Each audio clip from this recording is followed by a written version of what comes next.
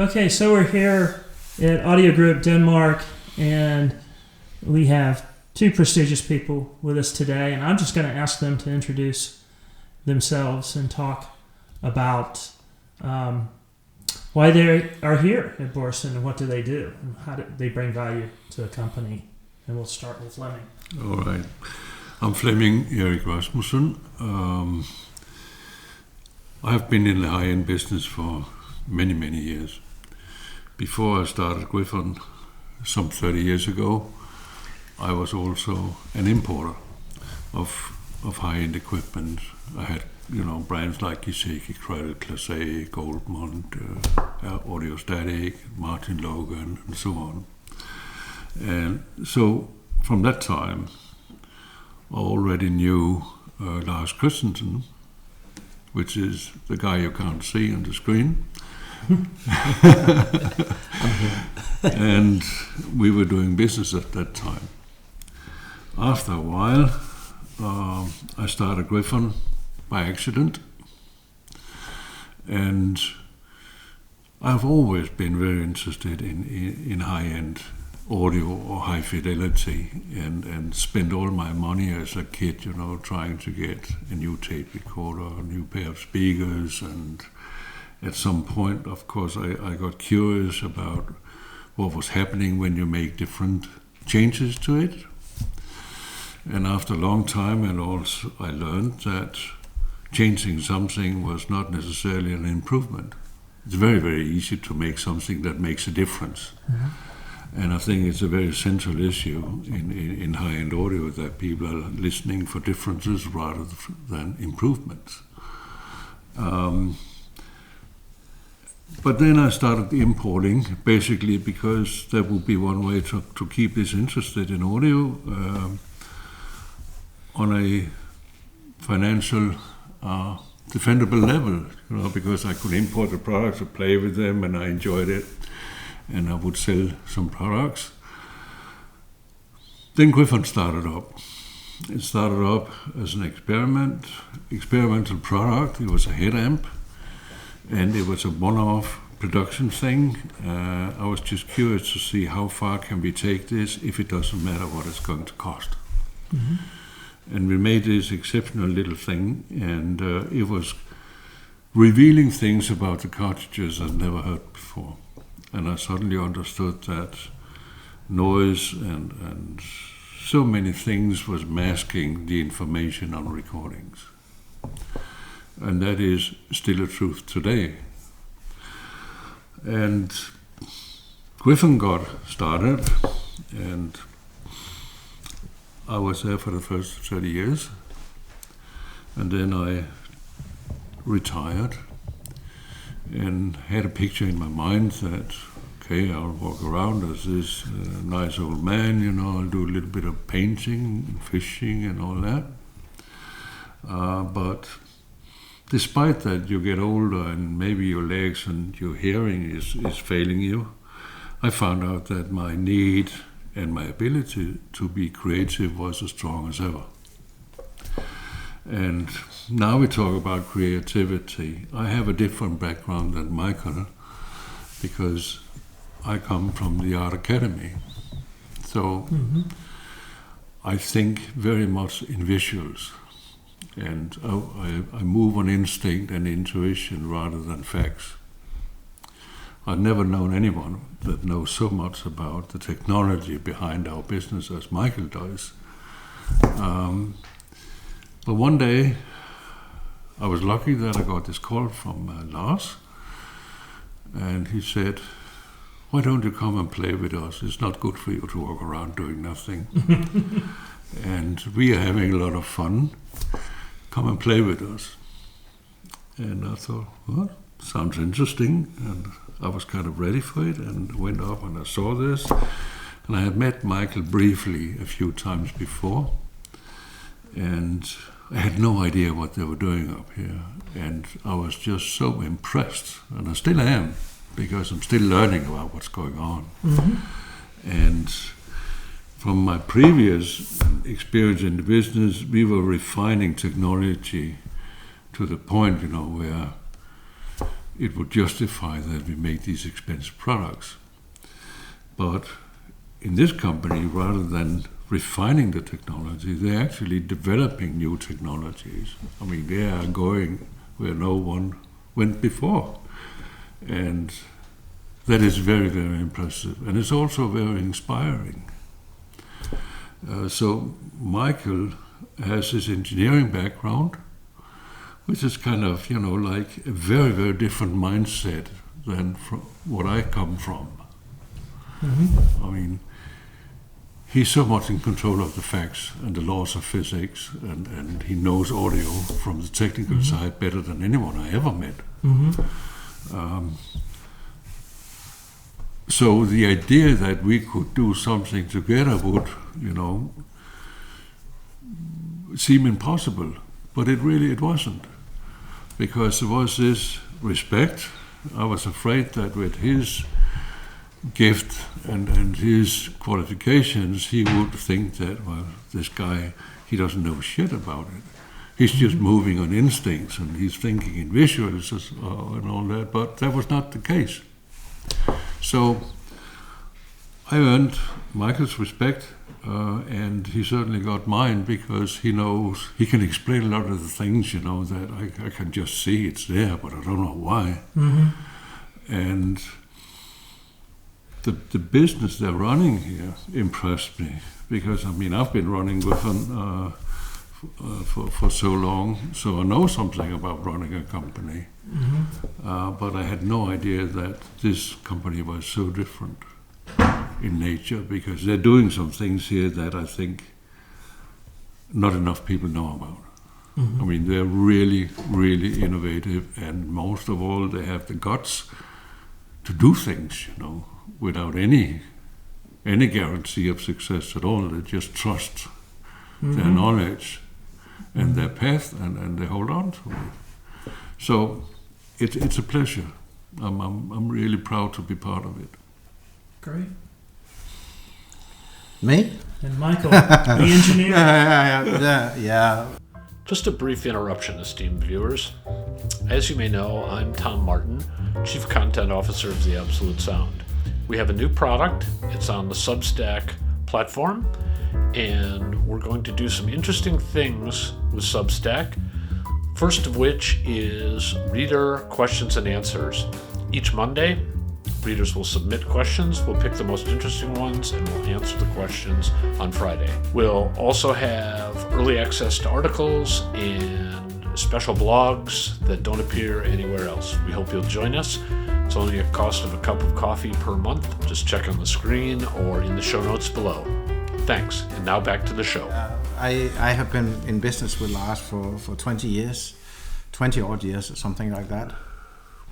It's in a way like a marriage. We travel together, we see things, we experience things together, but on these trips that we do, we talk about things, and coherently we develop a way forward for the business, for our products, for our technology, for our know-how. It's always a ping pong of ideas, and inviting Flemming into that is just one more set of ideas to maneuver in. And what Flemming brings to the table is so vastly different. I have this sense that our palette of possibilities has grown, and our palette of flavors has grown as well. Meaning that with the background in the business that Lars and I have developed over the last 20 years, we have sort of like a framework, and it's very hard to break out of that framework. We're sort of like the Protestant church. It has to be very lean, it has to be very simple, it has to be very Spartanic in a way. Mm-hmm. Keep it simple, stupid. Mm-hmm. No nonsense. Where Flemming is more the Catholic with the wild side. And we can use that element of wild into especially our visual designs. Mm-hmm. And I think that with Flemming, our designs become more international in a way, where the designs that we have developed earlier on was more Scandinavian furniture. Look at the vein of furniture. They're very simple. They're very beautiful, but there are also other designers, Knoll and Ames and whatever, that develop more. So we were on a route in one direction, and Flemming sort of complements that with different possibilities. As for being, I think an engineering background and having this sense of curiosity of always asking questions, why? Why is it that a speaker looks like a speaker driver functions as a speaker driver?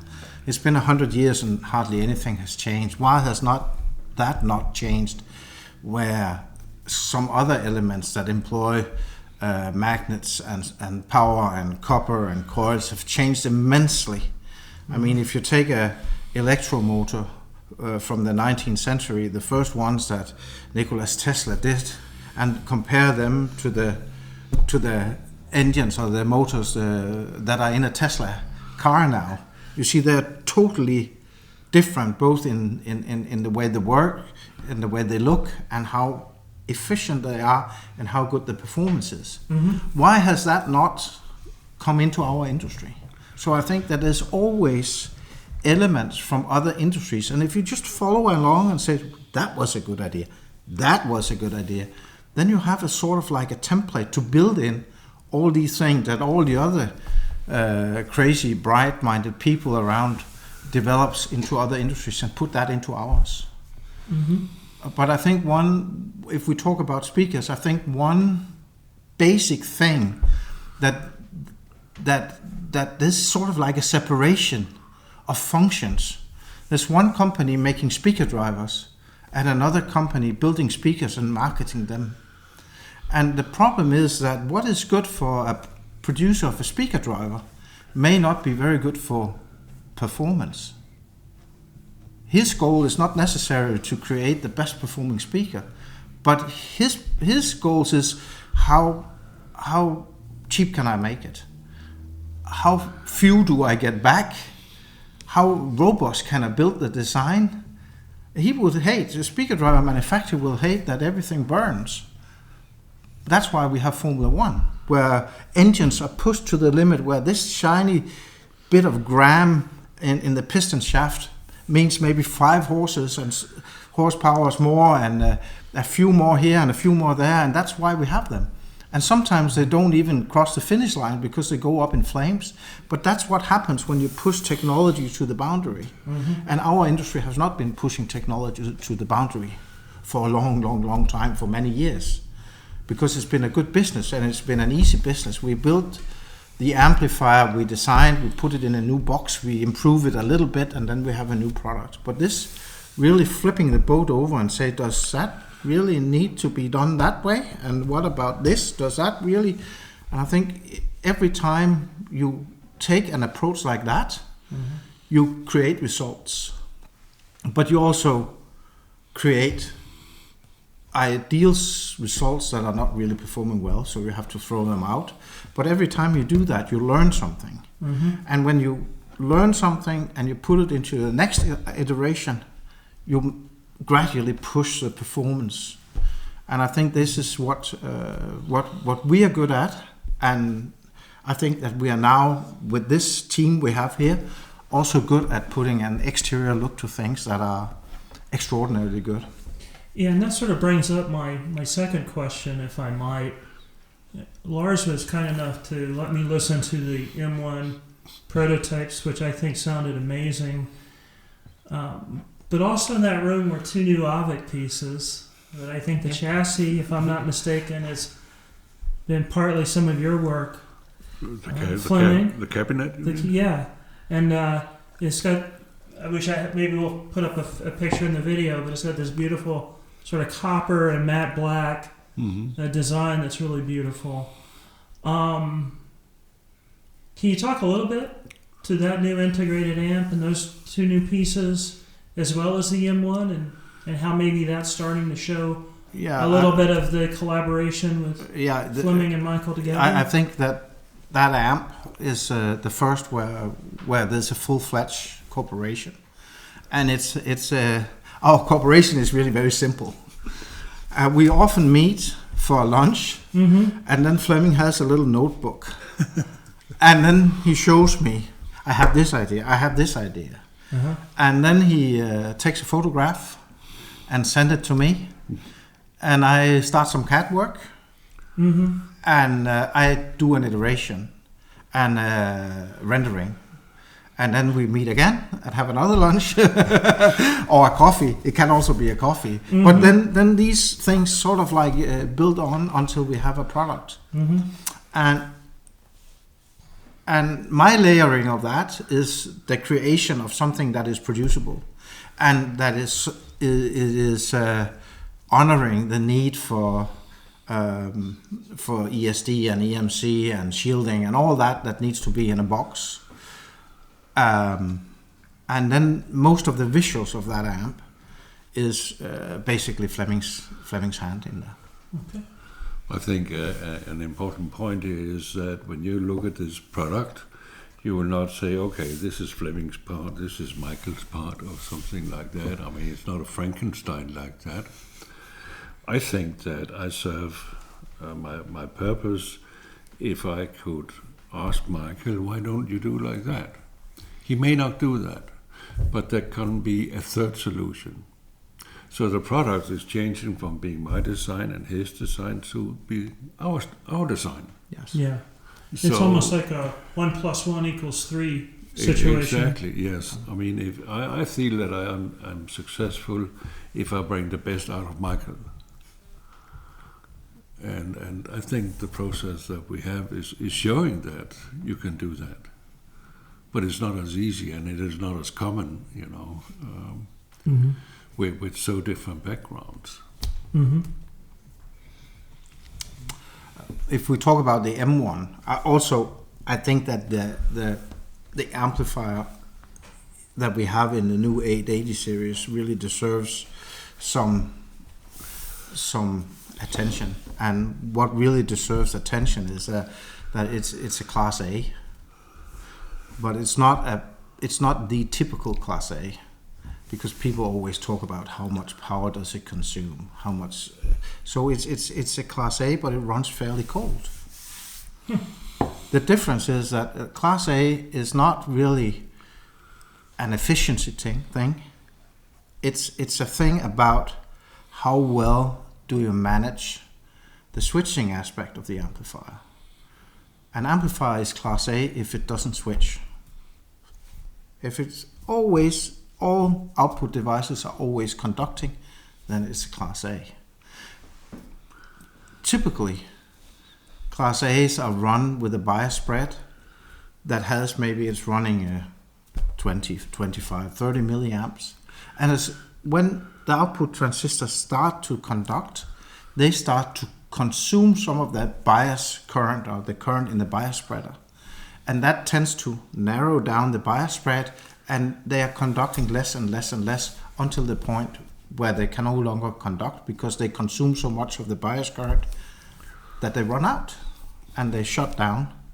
And that means that the feedback network have to deal with the pulse, because there is a charge in the bias of the output transistor, and before it can start conducting, you need to fill it in. So it has sort of like a glitch or a slight delay. Class A has not that glitch or that slight delay. It's always on. It's always ready to deliver current. And the way we have created the bias network is that all the heat that you feel when the amplifier is idling is from the bias network. It's not from the output transistors, because the output transistors are just biased so they conduct. But because we have so much excess current in the bias network, we can keep on feeding the output transistors no matter what current the load wants. So even in full voltage swing and in 2 ohms load, they are never turning off, no matter where you are in the cycle. And that means that it runs Class A all the way to more than 1,000 watts in 2 ohms, and it never switches. Simply never switches. And I think that's the revolutionary thing, the rethinking, the turning the boat over and looking for other possibilities in amplifier design. And even in the casework, you have a lot of copper in there, so that's got to be good for managing any heat that's within the device, right? Well, copper has a unique property. Only silver is better. It is the best conductor there is. And whenever you have something that transmits power, it has inductance. Mm-hmm. When you place a slab of copper near to that inductance, it lowers inductance. So these copper slabs actually lowers before feedback the output impedance of the output devices.